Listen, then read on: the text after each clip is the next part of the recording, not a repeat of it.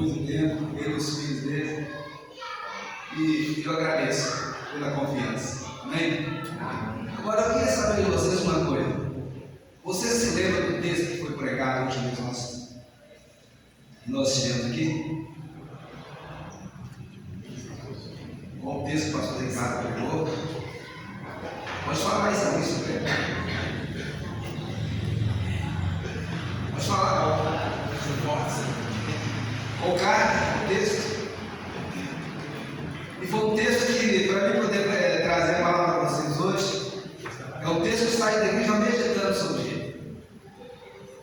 Que eu olhei, cheguei em casa e fui prestar atenção naquilo que havia falado mais, meditar mais sobre o texto. E o que eu vi daquele texto? Aqui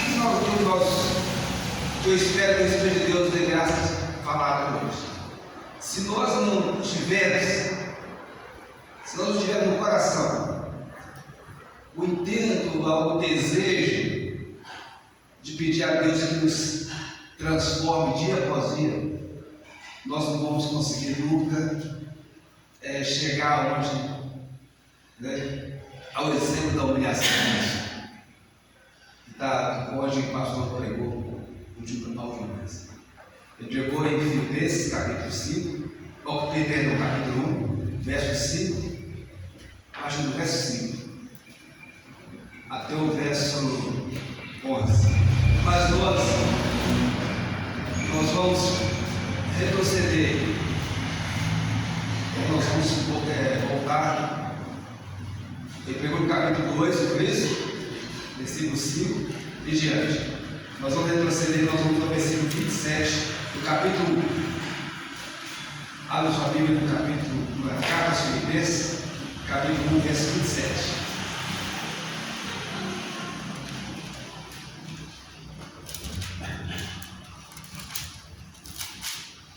Eu tenho bons exemplos dessa igreja em questão de unidade, de caminhar juntos. Mas como o apóstolo Pedro diz, essas coisas têm que ser sempre lembradas para que nós possamos alcançar a coroa da glória. Amém? Amém. E no verso 27 diz assim: viver acima de tudo o modo digno do Evangelho de Cristo, para que, ou indo vermos, ou estando ausente, ouçam no tocante a vós outros que estáis firmes em um só Espírito, como uma só alma, lutando juntos pela fé de Deus, e que em nada estáis intimidados pelos adversários, pois o que é para eles prova evidente de perdição é para vós outros de salvação, e isso da parte de Deus, que vos foi concedida a graça de padecerdes por Cristo, e não somente creis nele, pois tendes o mesmo combate que eu disse em mim, e ainda agora ouvis que é meu. No capítulo 2: se há, pois, alguma exortação em Cristo, alguma consolação de amor, alguma comunhão do Espírito, se há entregados a fé e misericórdia, completai a minha alegria, de modo que penseis, que tenhais o mesmo valor, sejais unidos de alma, tendo o mesmo sentimento, nada façais para partilhar de uma glória, mas por unidade, considerando cada um aos outros superiores a si mesmo. Não tenha cada um em vista o que é propriamente seu, se não tem também cada qual o que é dos outros. Amém? Amém. Pai Santo, nós te glorificamos essa manhã pelas tuas maravilhas, pelos teus feitos, pelo que o Senhor já tem realizado na nossa vida, e o que nós pedimos ao Senhor nessa manhã, Senhor. Pai, que o Senhor fale no nosso coração, que a tua palavra penetre no nosso coração, a palavra do Senhor para nossa vida. Não somente, Senhor amado, o conhecimento da letra, mas aquilo que o Espírito do Senhor tem a dizer em Deus. Sim, Senhor, nós suplicamos a Ti, que aquilo que o Senhor tiver falado nessa noite no nosso coração, nesta manhã ao nosso coração, que o Senhor venha falar com poder e graça, e que fique gravado na tábua do coração de cada um dos teus filhos e filhas. Acima de tudo, meu Senhor, que o teu nome seja glorificado, o nome do teu Filho amado seja glorificado a cada dia, a cada instante em nossa vida, Senhor. É o que nós pedimos, Senhor, nessa manhã. Fala conosco. Espírito Santo, tenha liberdade na nossa vida. Fique à vontade, amado, da nossa alma. É o que nós pedimos e oramos, em nome santo e glorioso do nosso Senhor e Salvador Jesus Cristo, hoje e sempre. Amém. Amém. Então, o que eu ia dizer para você, nós estávamos comentando sobre o que o pastor pregou na última vida, né? Sobre o exemplo, o mesmo sentimento que houve em Cristo Jesus. As suas duas naturezas, humana e a natureza divina. Mas Jesus, ele aprendeu a desenvolver e a obedecer ao Pai, ao ponto de se humilhar a si mesmo, ele tomando a forma de homem como servo, e foi obediente até o fim, até o momento da sua morte.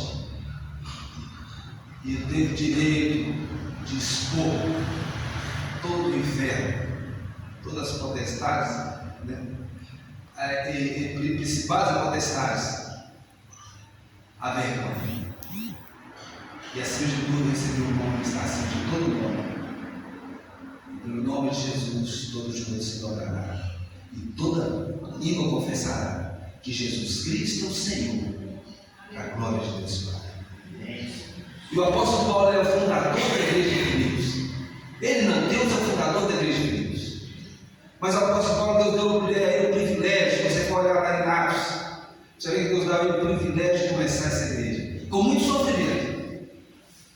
Ele tem uma visão, que estava indo para uma outra região, ele tem uma visão de um varão macedônio, para dizer: passa na Macedônia e ajuda-nos. Precisamos de socorro na Macedônia. E aquilo ele muda de rota, vai para Macedônia e ele chega em Filipos. E ali ele vai para a beira do rio. E ali ele está na beira do rio, encontra com uma mulher chamada Lídia. E ali ele expõe o evangelho, ela crê. E depois ela convida, né, vai para a casa dela, crê para todos os seus. E eles creem, são batizados. Então, ali começa o trabalho do apóstolo Paulo.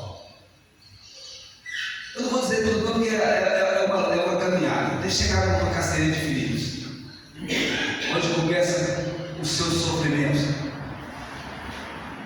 Antes do caceria de Filipos, começa aquela menina endemoniada, adivinhadora. Ela conhece: esses homens são servos de Deus, o Deus vivo. E aí começa a luta de discurso que demora, que aquela menina dava luta para os seus líderes, para os seus donos, vamos dizer assim. E ele começa por ele é fundador daquela igreja.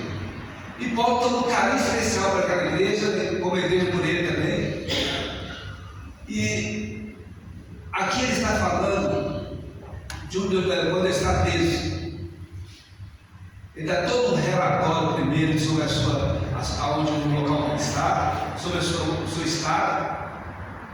Ele dá todo um relatório de qual a situação que ele está vivendo. E ele fala que aquela situação que ele estava vivendo, se você falar do capítulo do versículo 12 ao versículo 26, ele fala que aquela situação que ele estava vivendo ali, Deus estava dando um progresso do Evangelho. Porque toda a guarda do pretório está sabendo aquilo, toda a guarda pretoriana, que era a guarda do palácio de César. Como ele estava algemado, um soldado, acontecendo, havia a razão, o motivo da sua prisão. Eles ficavam sabendo, aqueles soldados ficavam sabendo aqui, e aquilo foi espalhado. De tal forma que aqueles crentes que estavam ali meio intimidados, com medo, porque ser crente naquela época não era fácil. Ser crente era colocar a vida em risco. Crer em Jesus naquela época era colocar a vida em risco. E aquelas pessoas estavam meio intimidadas por essa situação, com medo. Então eles, mesmo assim, quando eles ouviam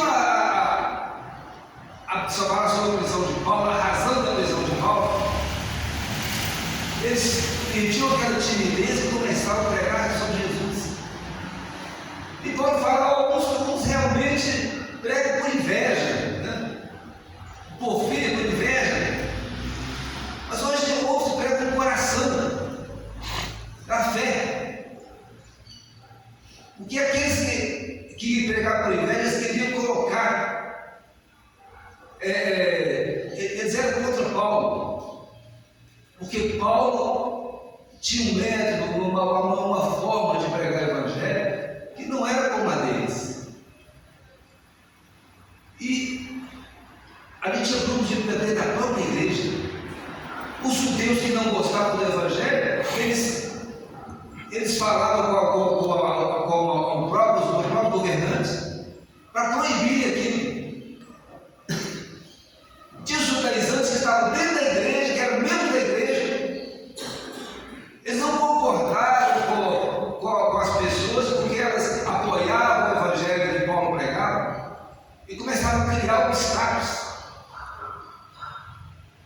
E Paulo dá todo um relatório sobre sua situação.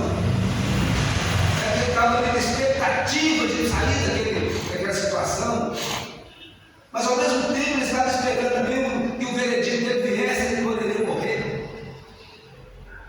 Mas a certeza de Paulo, sendo na vida ou na morte, o importante é que Cristo seja glorificado. Amém. Aleluia. Glória a Deus. Cristo tem que ser glorificado em qualquer situação da nossa vida. Por isso que ele fala, se você for recorrer, você vai ver tudo isso. E quando nós chegamos no versículo 19, viver acima de tudo de modo digno do Evangelho. A fé do Evangelho. Porque é assim que nós temos que viver. Mas como viver de modo digno do Evangelho? Como nós devemos digno de modo digno de Cristo, no Evangelho de Cristo? É o nosso testemunho, primeiramente, dentro da nossa casa. Profeta de casa não tem valor, mas nós temos que dar o nosso testemunho na nossa casa. Em todos, seja no seu casamento, seja como marido, seja como esposa, seja como filho, como filha. Cada um de nós temos que dar o nosso testemunho. Cada um de nós temos que analisar como que é o nosso comportamento, para depois nós darmos testemunhos na sociedade.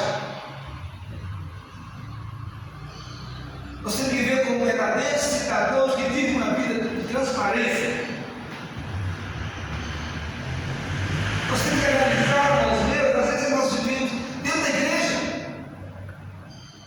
Eu não posso chegar aqui e maquiar uma situação com a qual eu não vivo. Eu sou o Gil, sou aqui dentro da igreja, como sou o Gil dentro da minha casa. E se for diferente, eu não estou buscando de forma alguma imitar Cristo.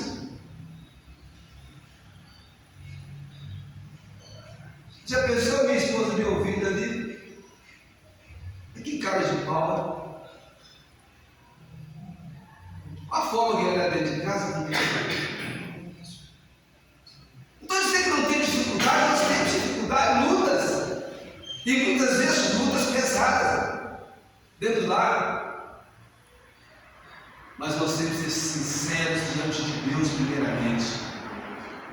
Na sociedade que nós vivemos, nós temos que ter ser sinceros diante de Deus primeiramente, para que nós sejamos dignos desse Evangelho. O Evangelho é a nossa vida. O Evangelho está impregnado aqui, ó. E cada um de nós não temos como nos desvencilhar disso aqui. Eu não posso estar aqui e estar dentro de uma empresa. Eu não posso mudar a minha forma, eu não posso dar outra guinada na minha vida, no meu modo de viver. Eu estou dentro de uma empresa, eu estou dentro do meu trabalho.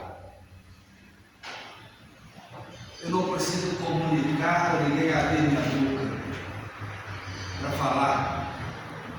Mas a minha forma de ser tem que falar comigo. As minhas práticas, as minhas ações, as minhas atitudes tem que falar comigo. Ela tem que falar quem eu sou, para que eu esteja vivendo o Evangelho com liberdade em Cristo Jesus. Liberdade em Cristo Jesus. E para a liberdade, Cristo nos chamou, como diz o apóstolo Paulo aos Gálatas. Mas é uma liberdade diferenciada. Não uma liberdade de qualquer forma. Eu tenho que viver a liberdade que Deus me proporcionou em Cristo Jesus. Ou tem me proporcionado em Cristo Jesus.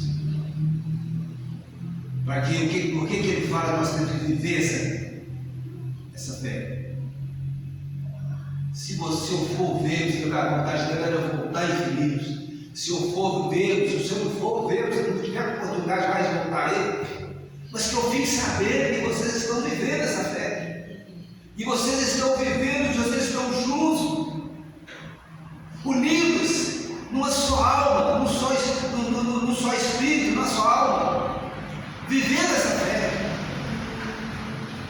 que há essa unidade entre vocês, como igreja, essa unidade esse desejo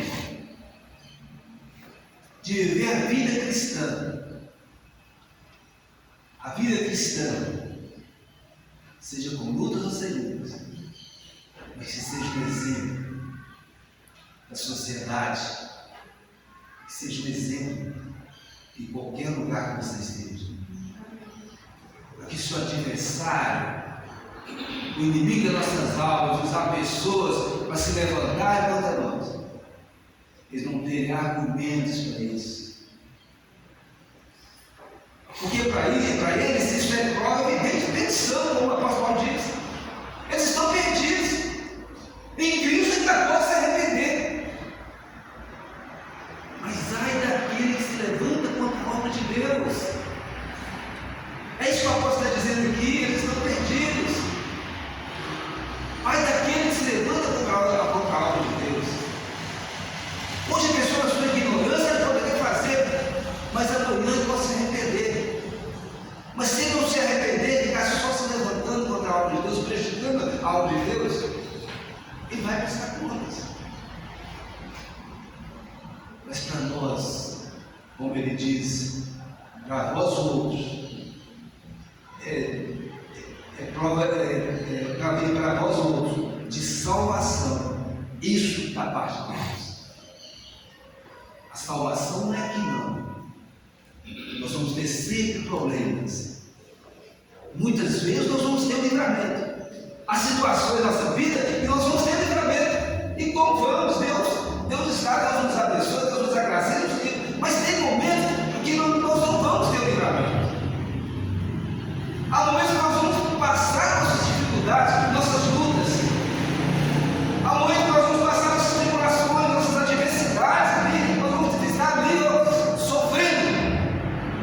Como a irmã diz, a questão que Deus está longe. Mas é nesse momento que Deus está mais próximo de nós. É nesse instante que Deus está ali juntinho a nós. E o Espírito Santo está ali nos consolando pelas dificuldades e meio às lutas. porque nós temos que permanecer. O apóstolo Paulo diz que vocês têm que permanecer firmes, porque eu fico sabendo que vocês serão firmes, firmes em mim. Então nós temos que entender que nós temos um Deus que sempre está conosco. Não podemos desistir, queridos. Não vamos desistir nunca daquilo que Deus tem nos concedido. Porque nos foi concedido isso, padecer muitas vezes por essa fé. E nós vivemos os últimos dias. Nós temos que entender que nós vivemos os últimos dias. Aos sofrimentos, as dificuldades, elas virão. As lutas virão. Vai chegar momentos piores do que esse. Talvez, eu não sei a minha idade, se eu vou enfrentar esse momento. Mas muitos de nós, muitos de vocês estarão aqui, quando os mais jovens estarão aqui, e vocês têm que permanecer. Porque vai chegar um momento que você vai ter que ter uma decisão, ou esse Cristo ou a morte. Não pense nessa terra, essa terra é uma ilusão, esse mundo é ilusório. A beleza desse mundo, tudo desse mundo é passageiro. Não vai nos levar a lugar alguma, coisa alguma. Crede em Jesus. É isso que o Pedro fala. Não só crede, mas padecer pelo nome de Jesus. Então creia, mantenha a sua fé, mantenha-se firme, mantenha-se firmes. Tendo o mesmo combate. Vocês podem sofrer, como o apóstolo Paulo fala assim, vocês estão vendo o sofrimento? Estão vendo as dificuldades? Estão vendo minhas lutas na prisão? E fala, eu não serei envergonhado. Que seja nessa vida, ou seja na morte, Cristo sempre será glorificado.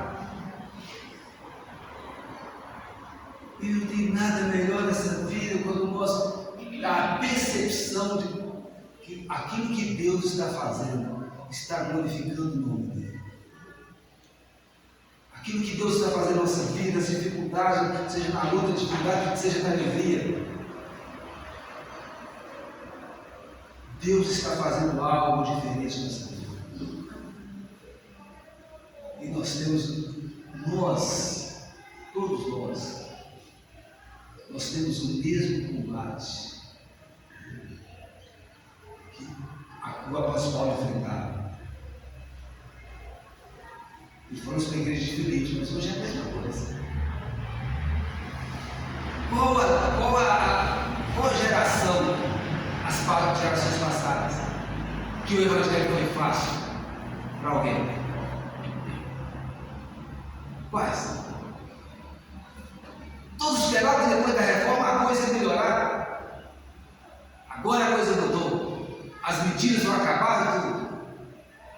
E nada. Aí começou a luta mesmo, porque a verdade prevaleceu. O evangelho genuíno prevaleceu. Aí começaram as lutas. Começaram as tribulações. Como muitos eram jogados para as feras, como matar, comer, ou perdiam a cabeça, ou eram jogados no fogo, na fogueira. Assim somos nós hoje. Nós estamos perdendo a liberdade de pregar esse evangelho. Nós estamos perdendo a liberdade de falar de Cristo. Mas o que importa é que nós nos mantenhamos firmes e que possamos combater. Nós somos como soldados de infantaria. Ele está sempre preparado, revestido da armadura de Deus. E o revestimento da armadura de Deus, nós temos que esforçar pela espada do Espírito. Que se você não tiver espada, bem, não souber manusear a espada do Espírito, como que você vai responder o inimigo? Porque nós respondemos o inimigo de acordo com a espada do Espírito. É manter os firmes. Por isso que eu perguntei, o que o pastor pregou aqui semana passada? O meu quando ele disse aqui a primeira vez, a última vez. Porque, querido, aquilo que eu estou dizendo aqui nessa manhã, você não tem só que ouvir aqui, meditar aqui, você tem que levar para casa. Meditar na sua casa. Mesmo porque esse pastor falou da bobagem.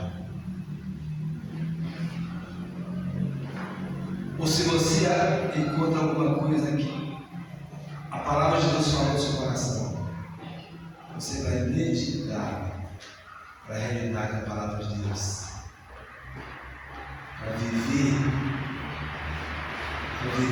firmes e constantes. Isso aqui não é o que andam falando por aí, prometendo que Deus vai fazer isso, Deus vai fazer aquilo, Deus vai te deixar rico, Deus vai te deixar assim, passar. Não. Deus quer que você conheça, que você sabe muito bem manusear a sua palavra, porque nós temos que responder quando se levantar o nós. E manter a unidade, e a unidade da igreja é que a fortalece. A igreja dividida não vai a lugar nenhum. Casa dividida, nós somos um corpo, e cada membro do corpo sabe sua função. O cérebro comanda. O pastor está na sua posição, o presbítero na sua posição, o diácono na sua posição, você está aí, você como professor de escola dominical, você como membro, você está ali até quem vai mudar toda o seu dom, se tiver que mudar, se você tiver que progredir, crescer, é o cabeça. Então cada um tem que estar na sua posição. Por isso que não há motivo nenhum, como diz o capítulo 2, se há alguma exortação em Cristo, algum encorajamento, se a igreja está precisando de encorajamento, reunamos e vamos encorajar um ao outro. Vamos trabalhar para que a igreja ela se encoraje, ela avance. Como soldados de infantaria, nós ficamos em ordem para podermos combater o inimigo no conhecimento do Senhor e na força do seu poder. É isso que nós temos que fazer. Se há alguma consolação de amor, console. Consolar uns aos outros, consolar uns aos outros.